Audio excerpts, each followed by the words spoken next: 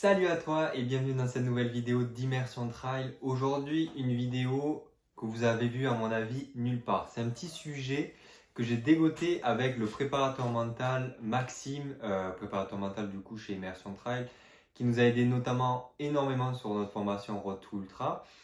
Et en discutant un petit peu avec lui, du coup pour concevoir des nouvelles choses qu'on voulait mettre en place, il m'a parlé des impacts primaires et des impacts secondaires qui avaient lieu, si vous voulez, pendant un ultra trail, pendant votre course, voire même pendant un trail de manière générale.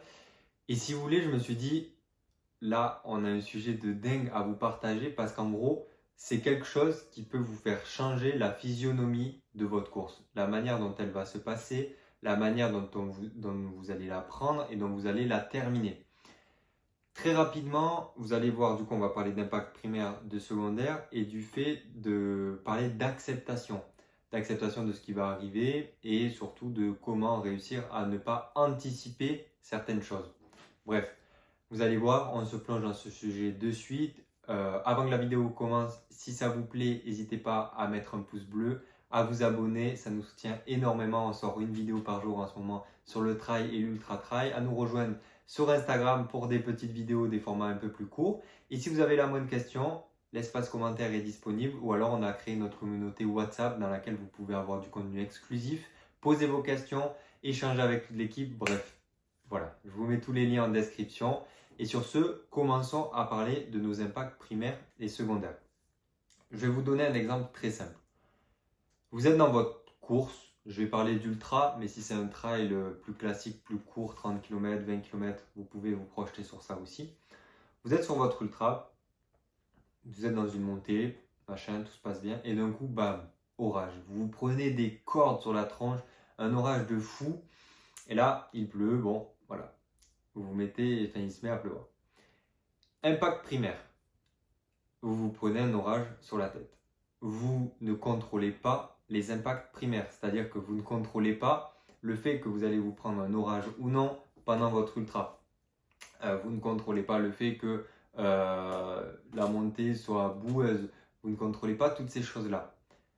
L'impact primaire, du coup, si on devait définir, et c'est résumer ce que je viens de vous dire, c'est un événement que l'on ne contrôle pas. L'impact secondaire, lui, par contre, on a le contrôle. C'est la manière dont on va réagir à l'impact primaire. L'impact secondaire, par exemple, ce serait mettre son KW, même si là, on se dit que ça n'a pas trop d'impact. Ça peut être, voilà, mettre son KW, ça peut être mettre sa capuche, mais ça peut être aussi se dire, putain, je ne vais pas réussir à faire le chrono que je voulais faire. Je ne vais pas prendre du plaisir. Ça va être compliqué. Je vais en chier plus que ce que j'en aurais chié. Je vais finir trempe, je vais attraper mal. Bref, je pourrais vous faire toute une liste de choses auxquelles on pourrait penser. Et parmi ces choses-là, du coup, toutes ces choses-là plutôt sont des impacts secondaires. Parmi cette sélection de choses que je vous ai faites, il y a des choses qui sont ok, normal, bah, vous mettez votre KOE, vous mettez votre capuche, bon, ça n'a pas du coup au final d'impact très spécifique sur votre mental, etc. Par contre, bah, le fait de se dire la course va être plus dure, le fait de vous dire que vous allez tomber malade parce que vous allez attraper froid, le fait de vous dire que vous n'allez pas réussir à mettre le chrono que vous aviez voulu, que vous auriez aimé atteindre, toutes ces choses-là, c'est des impacts secondaires qui peuvent plomber votre course. Et c'est des choses qui inconsciemment se passent lorsque du coup des impacts primaires ont lieu. Je vous ai donné l'exemple de l'orage, je peux vous donner l'exemple, des tas d'autres exemples honnêtement. Qu'est-ce qu'on pourrait avoir? Une montée beaucoup plus raide que ce qu'on aurait imaginé. Ça peut être un impact primaire parce que bon, bah, à la limite le fait qu'on n'ait pas reconnu le parcours ou mal estimé, mais on peut mettre ça du coup sur le truc que c'est un impact primaire. On va pas aller là baisser la pente, elle est là devant nous, mais non, on ne peut plus rien y faire à part la montée. L'impact secondaire, bah, du coup, c'est commencer à souffler, commencer à se dire que la montée va être dure, commencer à dire qu'on va en chier, qu'elle va nous cramer, etc. Bon, là, je vous donne que des impacts secondaires négatifs, mais vous voyez un petit peu. Et en quoi ces choses-là peuvent changer la physionomie de votre course? Ben, c'est que vous commencez à vous mettre dans une spirale un peu négative, à vous trouver des excuses toutes faites pour Si défaillance il vient y avoir, vous avez l'excuse toute faite pour pouvoir abandonner. Ah ouais, là j'ai arrêté, il y avait un orage monstre, c'était trop dangereux. Enfin, parfois c'est trop dangereux, attention, mais voilà, c'était trop dangereux, je pouvais plus continuer, il y avait de la boue, énormément de boue, machin. Encore une fois, il n'y a pas de bonne ou de mauvaise excuse, chacun arrête pour des raisons qui lui sont propres et parce qu'il estimait que c'était la bonne solution. Mais on va pouvoir voir avec ces choses-là que on peut avoir la capacité à aller un petit peu plus loin sans se mettre forcément en danger parce qu'on arrive à être plus rationnel, plus dans l'instant présent. Qui sait combien de temps va durer l'orage? Qui sait l'intensité qu'il aura sur les prochaines heures? Le terrain que tu auras sur les prochaines heures? Est-ce que tu seras en sous-bois, à découvert, sur une ligne de crête? Bon, peut-être ça, tu le sais un petit peu, mais en gros, tu essayes d'anticiper des choses dont tu n'as pas le contrôle. Donc, tu essayes d'anticiper des choses qui vont pouvoir avoir lieu dans l'impact primaire et qu'en fait, tu ne contrôles pas. On a dit impact primaire, on ne contrôle pas.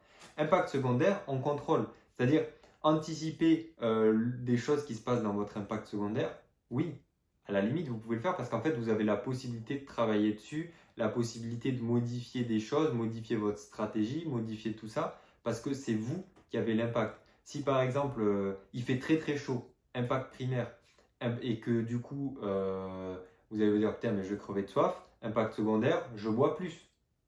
Du coup, on modifie notre stratégie, impact positif, et on a la possibilité du coup de modifier cette chose-là. Si on se dit, putain, il fait chaud et tout, il faudrait qu'il fasse plus frais. Bon, ben là, vous essayez de modifier un impact primaire, vous voyez bien que ça va être compliqué dans des moments durs de votre ultra d'avoir un peu ce truc d'acceptation du coup des impacts primaires si vous voulez absolument modifier les impacts primaires qui se présentent devant vous. Non, les impacts primaires, il faut les accepter, ils sont là, vous n'avez pas le choix. Et si vous avez un objectif, il faut continuer à avancer et à s'adapter. Et pour s'adapter, vous avez les impacts secondaires. Voilà, j'espère que vous comprenez un petit peu ces choses-là. Et le dernier petit point que j'aimerais aborder sur cette vidéo, c'est une phrase qu'il m'a dit, c'est si vous voulez être fort mentalement pendant votre ultra, une personne qui est capable de réussir un ultra et de vaincre toutes les difficultés auxquelles elle va avoir à faire, c'est une personne qui est dans l'instant présent et qui n'anticipe pas. Donc une personne qui est capable d'être dans l'instant présent, ok, il y a un impact primaire face à moi, ok, je ne vais pas chercher à m'imaginer quand est-ce que l'orage va arriver, quand est-ce qu'il ne va pas arriver, machin, machin. Je suis là, je fais ma course et je n'essaye pas d'anticiper les impacts primaires, d'anticiper du coup les impacts secondaires dus à l'impact primaire. Voilà un petit peu. Première vidéo sur la chaîne, du coup, un petit peu sur la préparation mentale. J'espère que ça vous aura plu, que ça vous aura permis de vous poser quelques questions. N'hésitez pas à me dire en commentaire quel exemple du coup d'impact primaire vous avez vécu et était peut-être le pire ou le plus dangereux que vous avez vécu pendant un ultra ou pendant un trail, le plus gros orage, voilà, la montée la plus inattendue, une coulée de boue au milieu de votre course. Moi, ça a été pendant le Tour, orage énorme, des coulées de boue au milieu des sentiers, je m'en souviens encore. On était obligé de monter sur le côté du sentier sur l'herbe. Bref, je digresse. Dites-moi ça en commentaire. Et puis sinon, on se rejoint sur Instagram, sur le groupe WhatsApp. Et puis, si la vidéo vous a plu, comme je vous ai dit, pouce bleu, abonnez-vous et on se retrouve sur toutes les autres plateformes. A plus, bye bye.